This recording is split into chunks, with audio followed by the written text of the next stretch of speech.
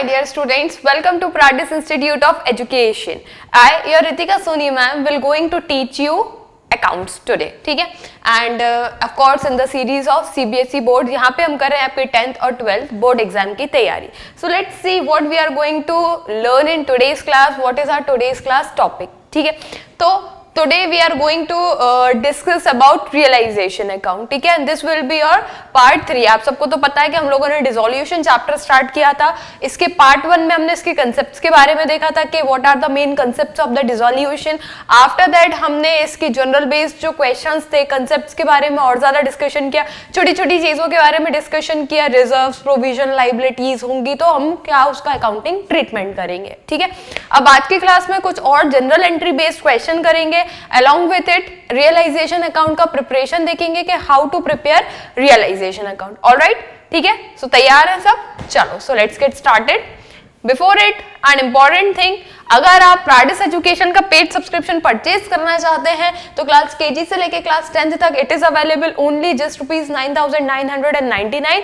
Although the actual subscription price is 30,000 and same goes with class 11th and 12th also. Class 11th and 12th का भी जो yearly subscription price होता है वो 30,000 का होता है, but it is available only at just ₹9,999 and of course this is offer price. अगर आप ये नीचे दिए गए कूपन कोड का यूज करते हैं so you can access these offer, and if you purchase our paid subscription, in that case we offer you all types of videos in our e-learning app, that is classroom videos, 3D videos, 2D videos, recent live lectures, smart board videos, सारी तरीके की जो आपकी videos हैं वो आपको हमारे e learning app पर मिल जाएंगे. इसी के साथ आपका subject wise, topic wise content, free solution, practice test, worksheet, doubt session. So these all are the things that we offer to our paid subscribers. All right, chalo, so let's get started with our today's class and let's see what is our today's topic. So today we are going to discuss about realization account, ठीक है?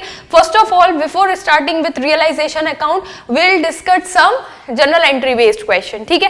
पहले हम journal entry based question discuss करेंगे, journal entry based question को solve करेंगे and after that we will move towards the realization account. के actually realization account बनाया कैसे जाता है. ऑल्दो आप सबको फॉर्मेट मैंने बता दिया है, क्या क्या चीजें आती हैं, जनरल एंट्री के बेस पर भी हमने बता दिया है, लेकिन कुछ चीजों की जनरल एंट्री, क्योंकि इट इज नॉट लाइक कि हमेशा आपको जो है अकाउंट्स ही पूछे जाते हैं. एग्जाम में आपको जनरल एंट्री भी पूछी जाती है और पूछी भी क्या पूछेंगे ही, जनरल एंट्री तो हमेशा आती है.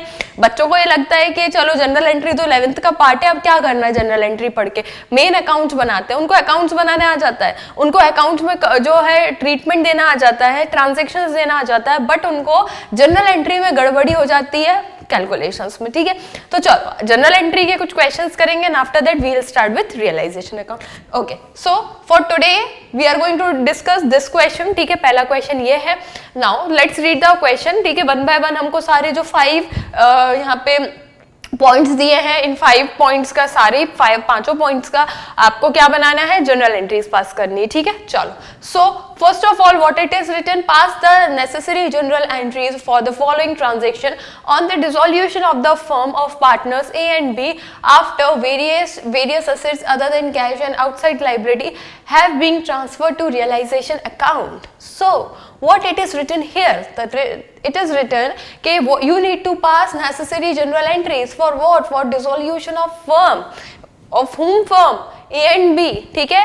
And we need to assume, हमको ये कंसीडर करना है कि A और B ने अपनी सारी एसेट्स और सारी लाइबिलिटीज जो उनकी बैलेंस शीट में एग्जिस्ट करती थी वो सारी चीजें कहाँ ट्रांसफर कर दी है, रियलाइजेशन अकाउंट में ऑलरेडी ट्रांसफर्ड हैं, ठीक है? ये हमको मानकर चलना है, ये हमको मतलब ये गिवन कंडीशन ही है. After transferring various assets and outside liabilities have been transferred to realization account.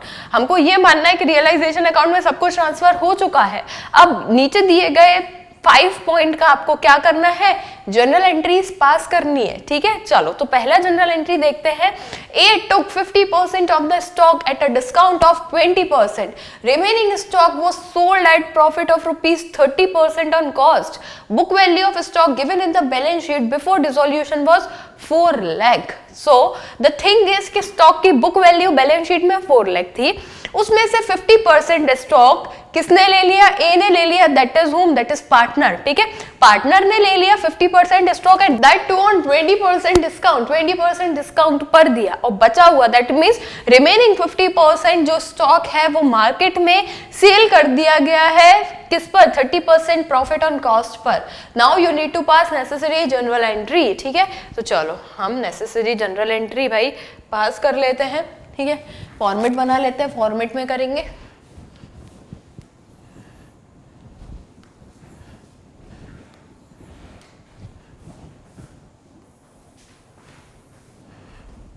particulars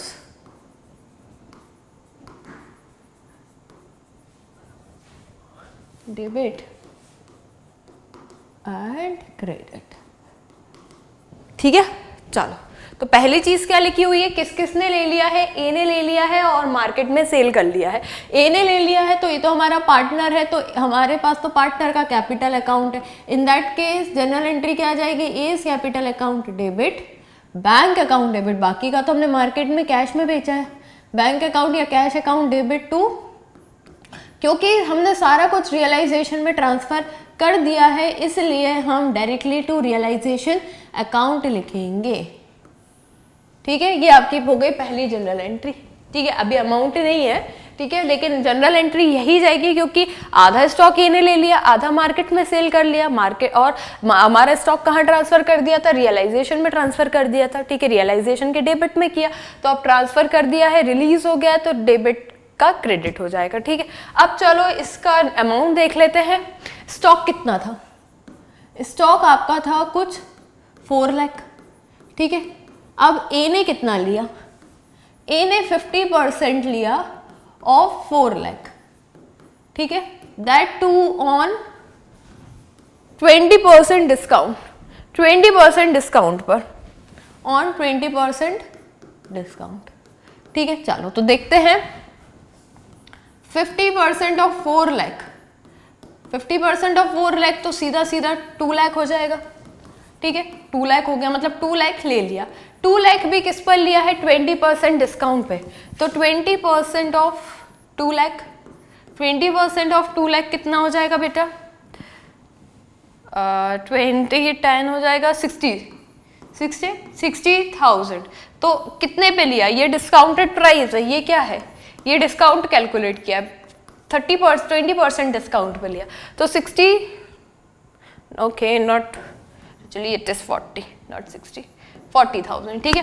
तो कितना हो जाएगा, 1,60,000 किसने लिया है, 1,60,000 आपके सिर्फ ए ने लिया है, ठीक है। तो ए की वैल्यू कितनी हो जाएगी, ए ने 1,60,000 स्टॉक के लिया है, ठीक है। अब इसके अलावा नेक्स्ट किसने लिया है, 4 लाख पर 20%, 30% प्रॉफिट, तो 30% ऑफ 52 लाख, क्यों, क्योंकि जो 50% है, 50% तो ए ने ले लिया, रिमेनिंग 50% मार्केट में 30% प्रॉफिट पर सोल्ड हुआ है, ठीक है। तो 30% ऑफ 2 लाख बिकम्स 60,000, ठीक है।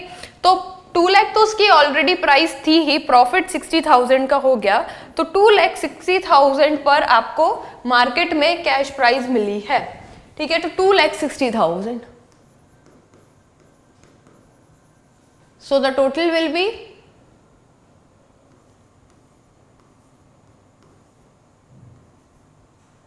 4,20,000, ठीक है।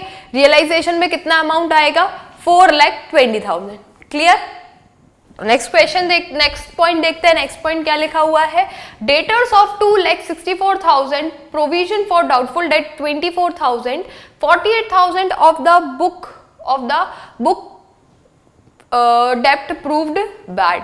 आपके डेटर्स थे 2,64,000 के, ठीक है, इस पर आपने प्रोविजन बनाया था 24,000 का और 48,000 क्या हो गए आपके बैड हो गए, ठीक है। तो आप डेटर्स से कितने वैल्यू रिलीज करेंगे, तो इसका भी जो आपका जनरल एंट्री जाएगी वो डायरेक्टली यही जाएगी, bank account debit to realization account,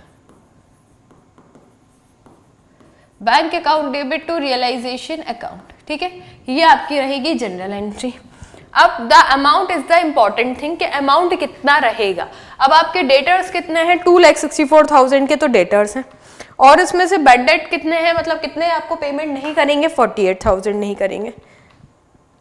तो 2,16,000 आप वैल्यू लिखेंगे, 2,16,000 डेटर्स क्या करेंगे, आपको पेमेंट करेंगे। अब आप बोलोगे कि ma'am what about the provision, तो बेटा प्रोविजन तो हमने रियलाइजेशन के ऑलरेडी क्रेडिट साइड दिया ही हुआ है, ठीक है। प्रोविजन जो है वो भी हमने रियलाइजेशन में तो ट्रांसफर कर लिया, तो उस प्रोविजन का तो हम कुछ कर ही नहीं सकते क्योंकि वो ऑलरेडी क्रेडिट में प्रॉफिट में आपको दिख ही रहा है। वो कहीं ना कहीं जब आप रियलाइजेशन अकाउंट प्रिपेयर करेंगे वो क्रेडिट साइड में है, डेबिट का ये हो जाएगा, तो वो ऑलरेडी आपका 24,000 से बैलेंस हो ही जाएगा, ठीक है। तो इसलिए एक बार रियलाइजेशन में प्रोविजन और डेटर्स दोनों ट्रांसफर कर दिए तो प्रोविजन जो है बैड डेट से माइनस नहीं करते हैं, ठीक है।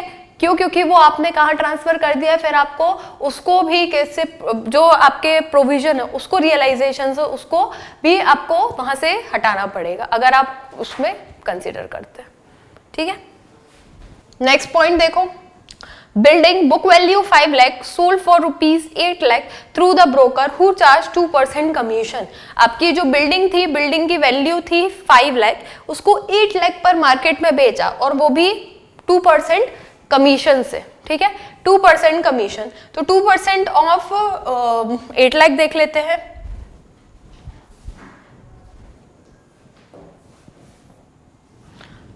Two percent of 8 lakh, that is what, 16,000,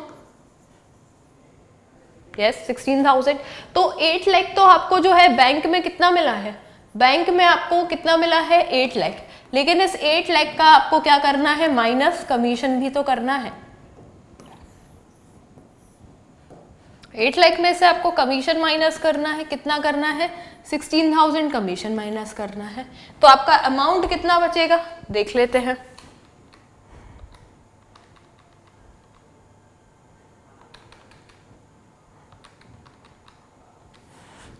$7,84,000।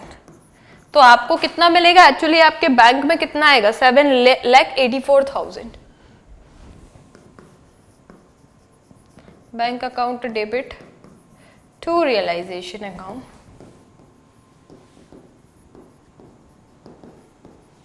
$7,84,000। क्यों, क्योंकि कमीशन जो है आपको, जो आपको वैल्यू रिलीज हुई है उसी पे ब्रोकर कमीशन चार्ज करता है, ठीक है। तो आपकी 3 जनरल एंट्रीज तो बन गई। 4th जनरल एंट्री, मशीन जिसकी बुक वैल्यू 6 लाख है was given to a creditors at a discount of 20%। अब ये पॉइंट बहुत ध्यान से समझो, 4th वाला पॉइंट। आपने क्या किया है, मशीन आपका एसेट था, आपने किसको दे दिया, क्रेडिटर को दे दिया, जिसको मतलब मशीन जो भी थी वो किसको रिलीज हो गई, क्रेडिटर को रिलीज हो गई, मतलब आपने एसेट से अपनी लाइबिलिटी पे ऑफ कर दी। जब एसेट से लाइबिलिटी पे ऑफ करती है तो उसका कोई ट्रीटमेंट नहीं होता है ना, उसका कोई जनरल एंट्री या उसका कोई भी ट्रीटमेंट आप अपनी बेसिकली जो रियलाइजेशन अकाउंट है उसमें नहीं करोगे, ठीक है। 20% डिस्काउंट से भी पे ऑफ हुआ है तो आपका जो मशीन है वो पूरी चली गई और क्रेडिटर्स भी फुल सेटलमेंट में सेटल हो गए। तो दैट मीन्स क्रेडिटर्स और जो है वो आपस में नलीफाई हो गए, उसका कोई भी, इसकी no journal entry will be passed. क्या लिखोगे, no journal entry will be passed. कोई जनरल एंट्री आपको पास नहीं करनी है, ठीक है, no journal entry will be passed.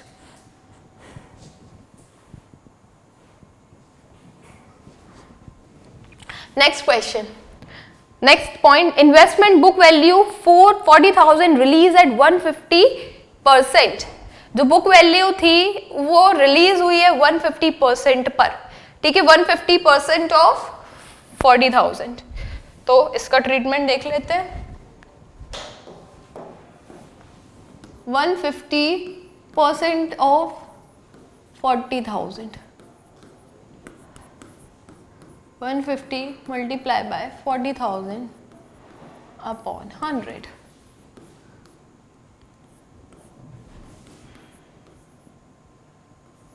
$60,000।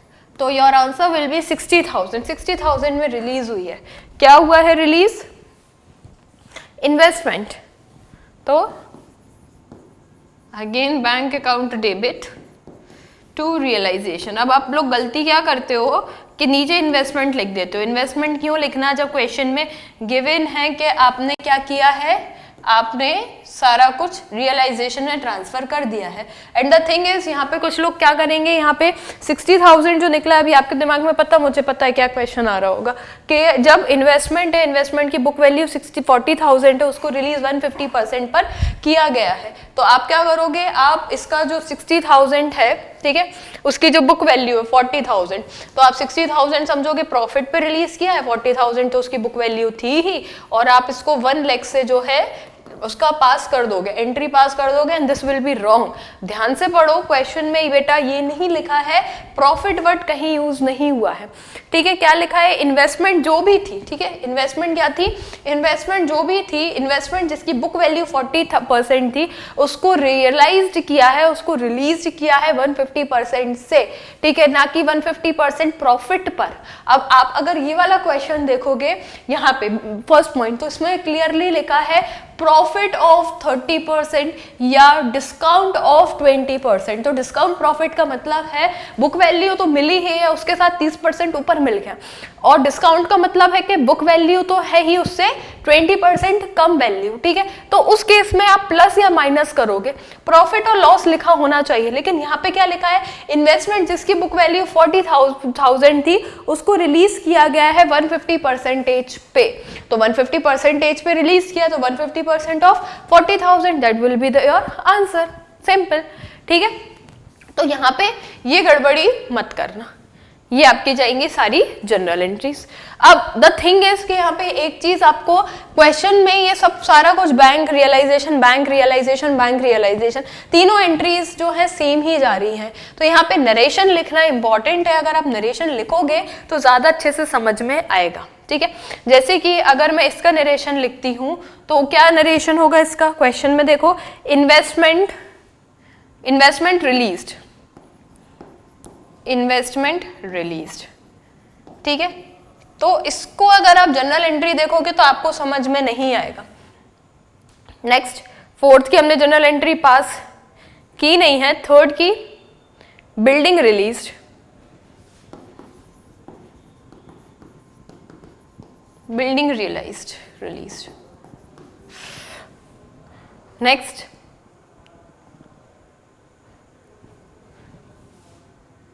Debtors pay off, debtors paid, debtors को पेमेंट करा है। और फर्स्ट वाला क्या है,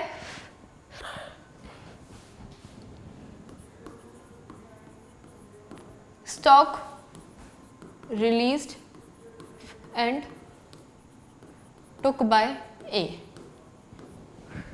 इस तरीके से करोगे तो it will be more clear, ठीक है, it will be what, more clear, ठीक है। ये हो जाएगा आपका फर्स्ट क्वेश्चन का answer. Now let's see the second question. Second question, in second question also you need to pass necessary general entries only, ठीक है। So what it is written here, pass necessary general entries for the following transaction on the dissolution of a firm of A and B, ठीक है। A और B के dissolution के समय you need to pass necessary general entries, ठीक है। 5 again फिर questions है। Old furniture which was written off in the books was sold for ₹20,000, ठीक है। फिर से general entry का फॉर्मेट यहाँ पे ड्राफ्ट करते हैं।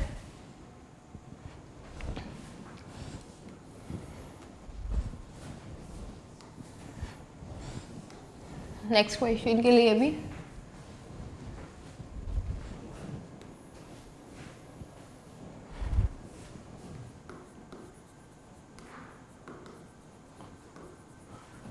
particulars, डेबिट एंड क्रेडिट, ठीक है। फर्स्ट वाला, फर्स्ट वन क्या लिखा हुआ है, ओल्ड फर्नीचर जिसको रिटर्न ऑफ कर दिया था बुक्स से, बुक्स में उसकी कोई वैल्यू थी ही नहीं, उसको हमने सोल्ड करा है 20,000 पर, तो भाई bank account debit. Unexpected asset से अनएक्सपेक्टेड जो आपकी कोई भी चीज रिलीज होती है उसको भी रियलाइजेशन से ही ट्रांसफर किया जाता है।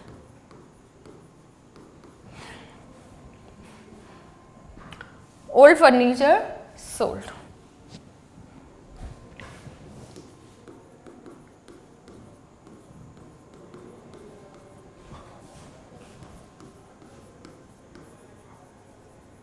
Old furniture released.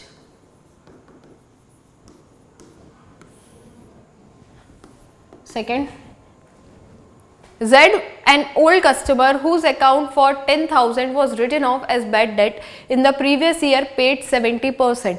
Z एक ऐसा इंसान था जिसको हमने हमारे अकाउंट से, मतलब ये ऐसा था जो प्रॉपरली डिक्लेयर हो गया था बैड डेट. हमको इससे कोई एक्सपेक्टेशन नहीं थी कि ये हमको कुछ भी पेमेंट करेगा, बट कहीं से आया और उसने आपको क्या किया है, एक पुराना कस्टमर था जिसको 10,000 रुपए देने थे, जिसको हमने रिटर्न ऑफ भी कर दिया था बैड डेट पर, उसने 70% पेमेंट कर दिया. तो 70% ऑफ 10,000 इज 7,000. ठीक है, तो 7,000 आपके पास पेमेंट आया. ये भी अनएक्सपेक्टेड, अगर एसेट या अनएक्सपेक्टेड लाइबिलिटीज रिलीज होती हैं, सारा कुछ रियलाइजेशन से ही जाएगा. ठीक है, everything simple journal entries to realization account, that is also 7,000. Old customer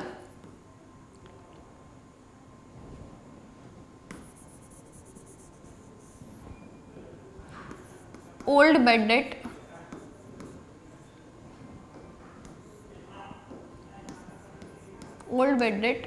paid. Next, third, A agreed to take over the firm's goodwill not recorded in the books at 50,000. एक A जो है, A ने decide किया कि वो firm की goodwill ले लेगा जिसका बुक में कोई भी जो बुक में जिसका नाम है ही नहीं. ठीक है, जिसका नाम बुक में नहीं है, ऐसी गुडविल कौन लेने वाला है, ए लेने वाला है. ठीक है भाई, ले लो. तो फिर थर्ड क्या हो जाएगा, as capital account debit to again realization account.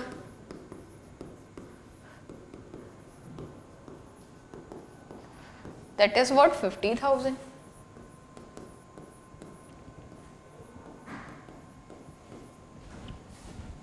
Narration, A took goodwill.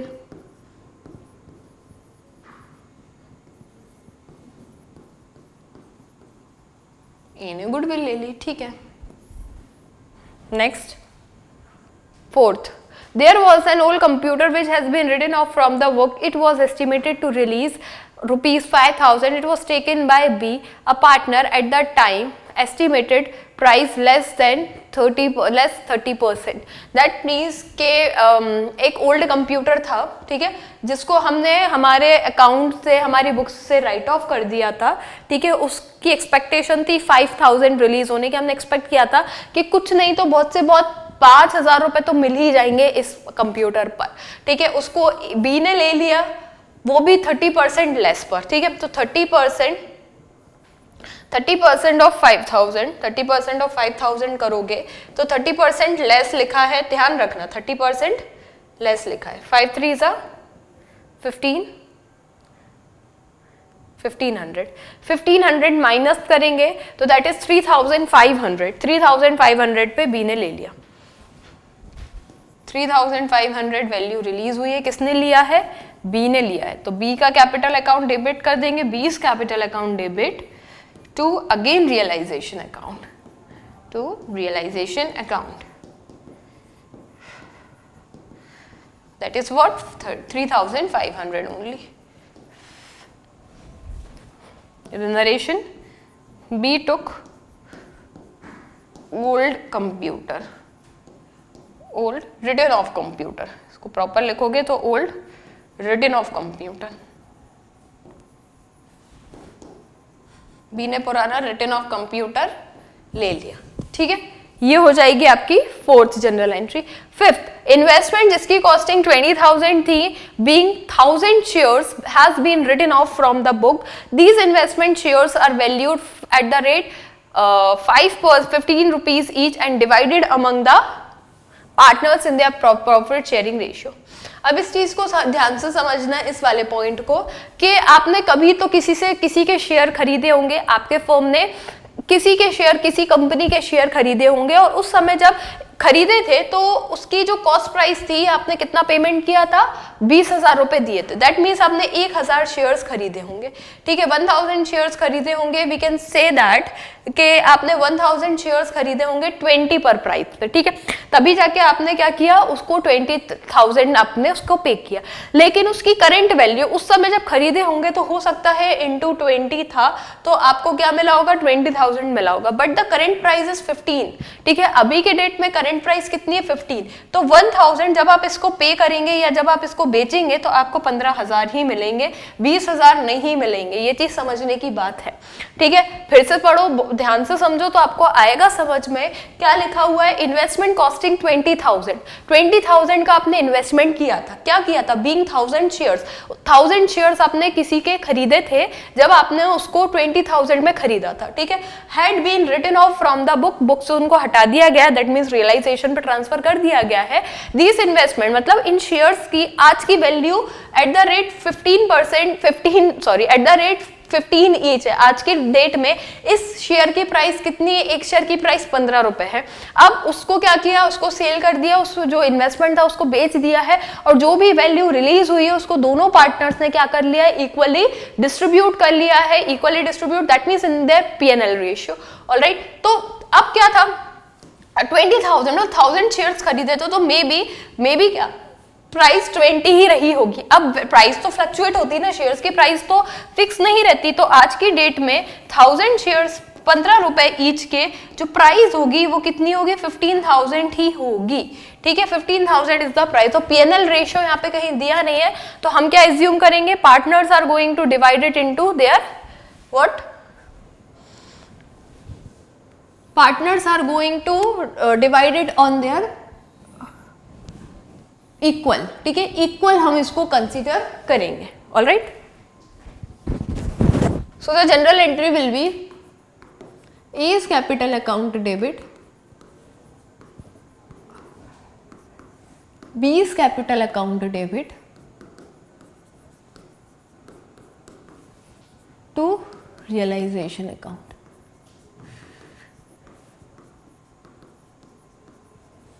$7,500 equally distribute कर दिया, 7,500 एंड अगेन 15,000, ये हो जाएंगी आपकी सारी जनरल एंट्रीज, ठीक है।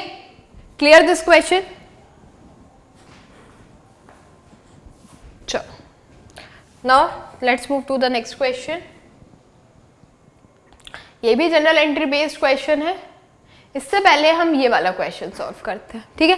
जनरल एंट्री बेस्ड क्वेश्चन काफी सारे सॉल्व कर लिया है, let's do some practical question. Practical means realization account बना के देखते हैं कि कैसे बनता है, ठीक है।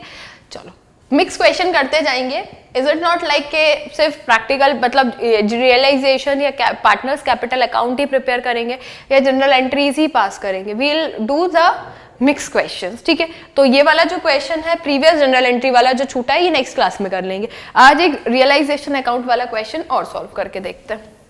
चलो क्या लिखा हुआ है, बैलेंस शीट दी है फर्म की 31 मार्च की, ठीक है, जिसमें तीनों पार्टनर्स के कैपिटल अकाउंट है, क्रेडिटर्स हैं, P&L अकाउंट है भाई, लाइबिलिटी में क्या है, ये एक्यूमुलेटेड प्रॉफिट है, ये क्या है, ये एक्यूमुलेटेड प्रॉफिट है, लाइबिलिटी पे property investment debtor loan to Y, loan Y को दिया था, ठीक है, देन कैश एट बैंक। अब फर्म डिसॉल्व हुई है और एक्स ने इन्वेस्टमेंट ले ली है 1,90,000 के कैश जो रिलीज हुए फ्री होल्ड प्रॉपर्टी से, 9 लाख डेटर्स 90,000, स्टॉक 1,40,000, क्रेडिटर्स को पे किया है डिस्काउंट 5% से, रियलाइजेशन एक्सपेंस 20,000 हुए हैं, now we need to prepare necessary ledger account that is realisation account, ठीक है। तो चलो प्रिपेयर करते हैं हमारा ledger account that is realisation account, simple realisation account बनेगा आपका, ठीक है।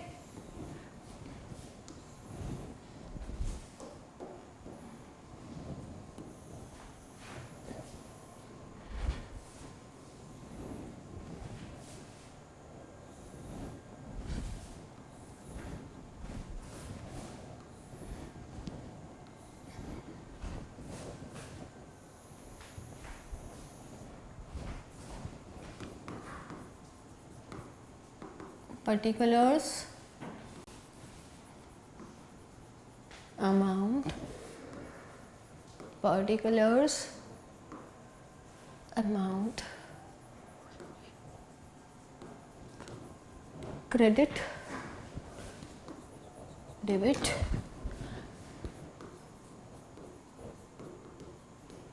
Realisation account. सबसे पहले सारे एसेट्स उठा के और सारी लाइबिलिटीज उठा के अपनी अपनी रिस्पेक्टिव जगहों पर आपको क्या करना है, ट्रांसफर करना है। ठीक है, तो सारे एसेट्स कहाँ ट्रांसफर होंगे, सारे एसेट्स डेबिट तरफ होंगे। तो सारे एसेट्स क्या है, फ्री होल्ड प्रॉपर्टी। ठीक है,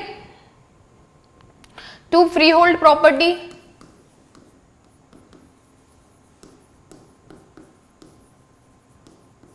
₹8 लाख। नेक्स्ट क्या है, investment 2 lakh, to investment accounts 2 lakh. Then debtors 1 lakh,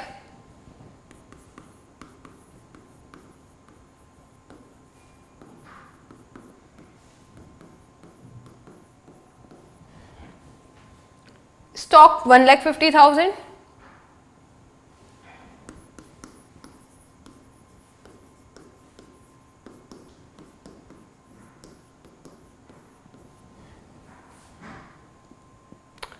Y2 loan अभी छोड़ देंगे।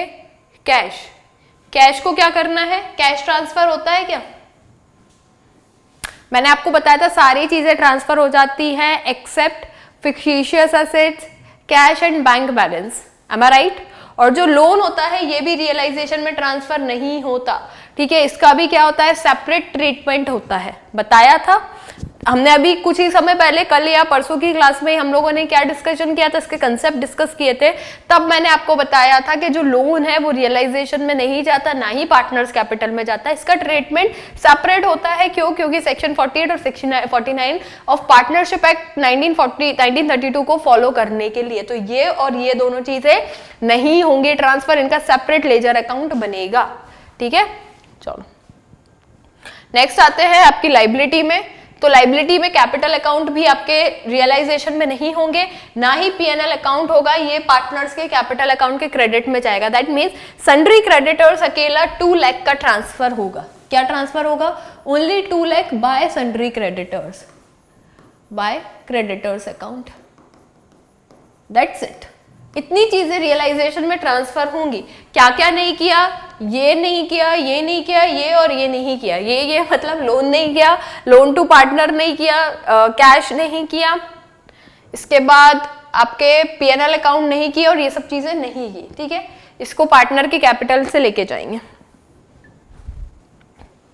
ओके, नेक्स्ट देखते हैं। The firm was dissolve on the above date, X took the investment at ₹1,90,000। किसने इन्वेस्टमेंट ले लिया है, एक्स ने ले लिया है 1,90,000। तो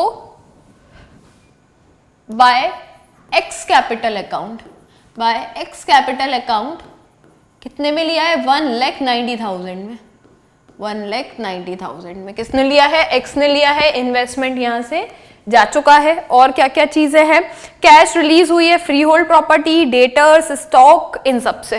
तो डायरेक्टली कैश कर लेते हैं बाय कैश अकाउंट। किससे, फ्री होल्ड प्रॉपर्टी, डायरेक्टली मैं प्रॉपर्टी लिख लेती हूं, प्रॉपर्टी, डेटर्स, और क्या रिलीज हुए हैं, stock, I guess stock, yes stock. Value देख लो किसकी क्या है, स्टॉक 1,40,000 है, डेटर्स कितने हैं 90,000 और free hold property 9 lakh, 9 lakh and 90,000।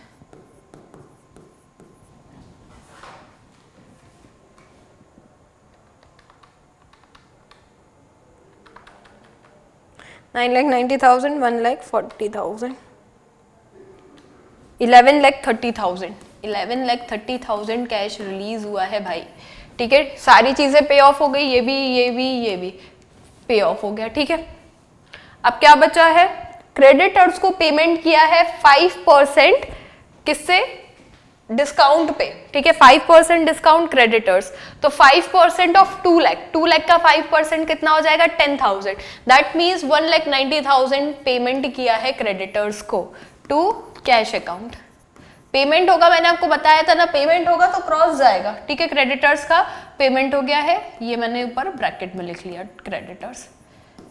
इसके बाद क्रेडिटर्स पे ऑफ हो गए, और क्या लिखा हुआ लास्ट में लिखा है आपका रियलाइजेशन एक्सपेंस कितने का था, 20,000 का रियलाइजेशन एक्सपेंस है, ठीक है।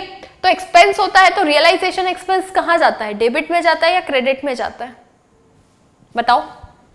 पेमेंट जो भी होती है, पेड वाली सारी चीजें आपकी कहां जाती हैं, पेड वाली सारी चीजें आपकी डेबिट में जाती है टू रियलाइजेशन एक्सपेंस अकाउंट, ठीक है। जो भी रियलाइजेशन में एक्सपेंस हो रहे हैं ये सारी चीजें आपकी कहां जाएंगी, 20,000 का है डेबिट में जाएंगी। अगर लाइबिलिटी पेमेंट किया है तो वो आपने किससे किया है, डेबिट से किया है, इसलिए सारी चीजें किधर से जाएंगी, पेमेंट की डेबिट से जाएंगी। एनीथिंग एल्स, नथिंग एल्स, ठीक है। चलो अब आपको यहाँ पे क्या करना है, इसको क्लोज करना है, ठीक है। डेबिट क्रेडिट का बैलेंस निकालना है, ठीक है। पहले मैं डेबिट टोटल कर लेती हूँ, कितना आ रहा है debit total, 8 + 2 10 11 11 lakh, 12 lakh 50,000, 12 lakh 70,000, 11 12 lakh 50,000, 12 lakh 70,000, 13 lakh,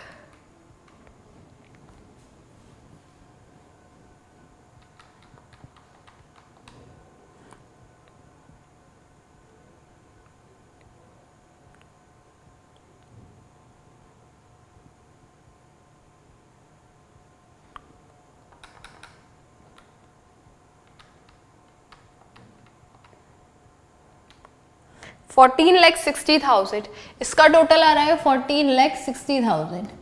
credit का टोटल देख लेते हैं भाई, 13 लाख 11 लाख 11 12 13 लाख 30,000,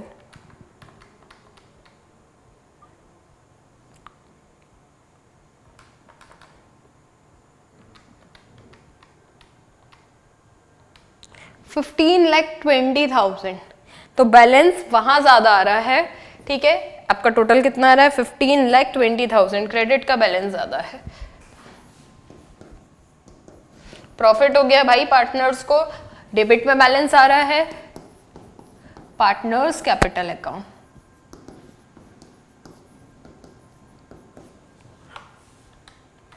माइनस 14,60,000, 60,000 का प्रॉफिट आ गया पार्टनर को। इनका P&L रेशियो कुछ दिया है क्या, कितने पार्टनर्स है, नंबर ऑफ पार्टनर्स देख लो, नहीं 3 पार्टनर्स हैं, XYZ कोई P&L रेशियो नहीं दिया है, ठीक है। XYZ 60,000 है, 20-20 कर देते भाई, इक्वल कर लेते हैं, इक्वल कंसीडर करेंगे हम, तो ये बन गया आपका क्या, रियलाइजेशन अकाउंट, ठीक है। ये बड़ा ही इजी सा एक रियलाइजेशन अकाउंट मैंने आप लोगों को प्रिपेयर करवाया है, ठीक है। आया समझ में। चलो अब साथ में अगर इतना कर ही रहे हैं तो पार्टनर्स कैपिटल अकाउंट और कर लेते हैं प्रिपेयर, क्या जा रहा है, 2 मिनट और लगेंगे, ठीक है। ये और सीख ही लो आज।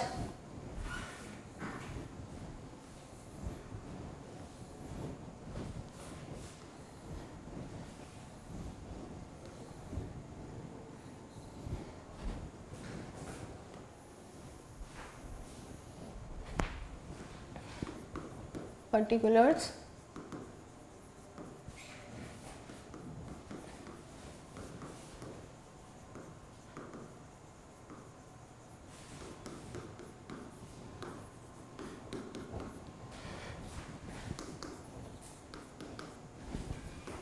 Partners capital account.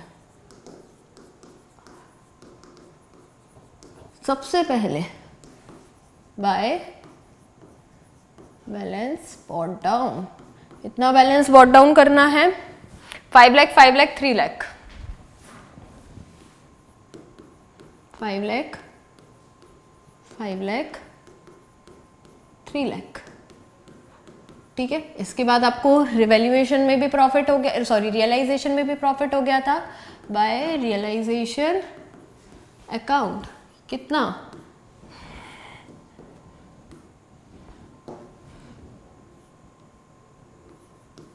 20,000 एंड 20,000। ठीक है, इसके बाद आपका P&L अकाउंट भी था, तो by profit and loss account. ठीक है, P&L अकाउंट कितना था, P&L में 1,50,000 बैलेंस था। ठीक है, 50,000 एंड 50,000। ठीक है, और कुछ था बैलेंस शीट में आपका? नहीं, और कुछ भी नहीं था। इसके बाद आपका ए ने क्या ले लिया था? ए ने आपका एक्स ने इन्वेस्टमेंट लिया है 1,90,000 का, तो उसके कैपिटल अकाउंट में अगर हमने वहां उसको डेबिट किया है तो यहां करना है बाय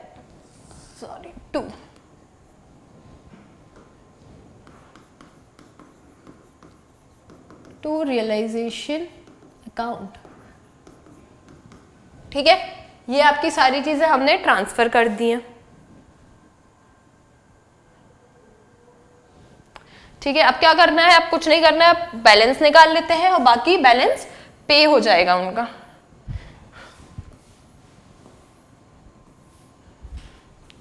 $3,70,000,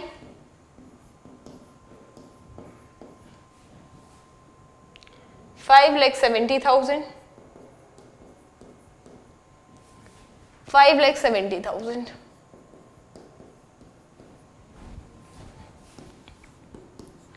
5,70,000, 5,70,000 एंड 3,70,000। अब क्या करोगे?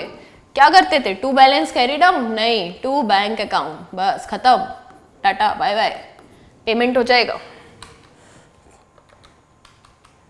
क्यों? ये लोग बंद कर रहे हैं ना, डिसोल्यूशन का केस है। 3,80,000,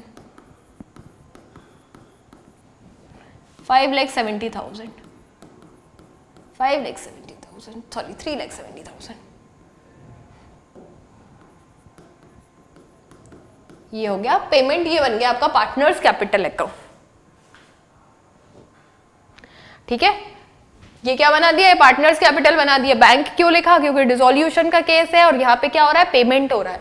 बैंक अकाउंट और बना लो,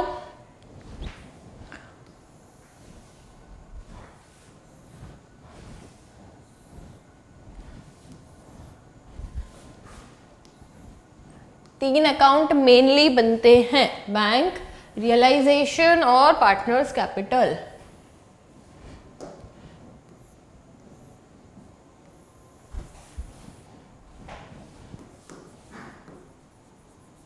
bank account debit plus particulars amount, particulars amount, credit minus, am I right? चलो, तो सबसे पहले to balance carry down, sorry brought down.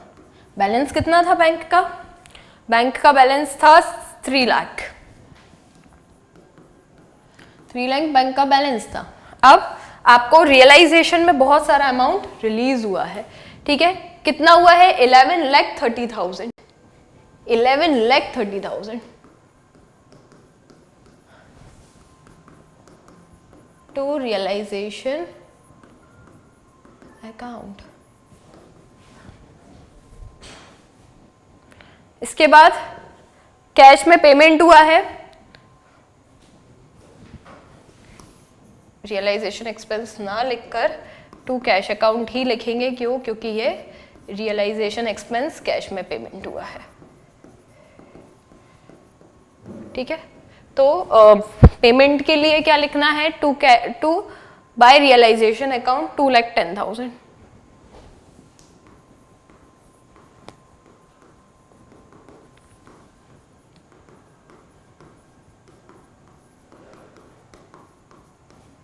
$2,10,000. Anything else from the balance sheet? Realization account? Nothing. Now आपने क्या किया है, पार्टनर्स को payment किया 3,80,000, 5,70,000 एंड 3,70,000. 3,80,000,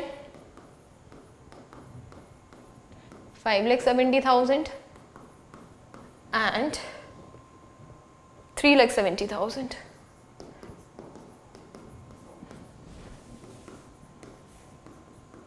X capital account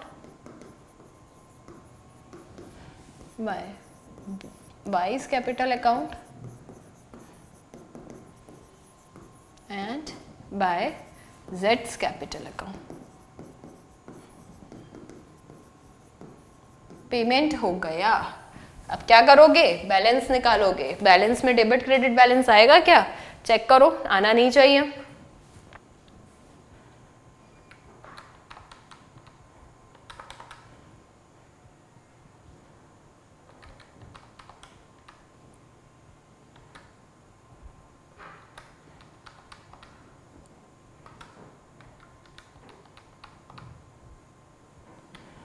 $15,30,000 मेरा क्रेडिट बैलेंस आ रहा है. कितना आ रहा है, 15,30,000. डेबिट में भी इतना ही आना चाहिए. बैलेंस शीट मैच नहीं होगी लेकिन यहाँ कैश बैलेंस मैच होना चाहिए. आ गया 15,11, 12, 13, 14, 15,30,000. ये मैच हो गया अगर आपका बैंक का बैलेंस. दैट मीन्स आपका क्वेश्चन सही है. Bank balance should be matched. ठीक है, आया समझ में क्या करना है. पार्टनर्स कैपिटल अकाउंट में क्या सीखे, क्या अगर किसी पार्टनर ने कोई भी एसेट या कुछ भी चीज टेक ऑफ की है तो उसके कैपिटल अकाउंट में डेबिट साइड से दिखा दे.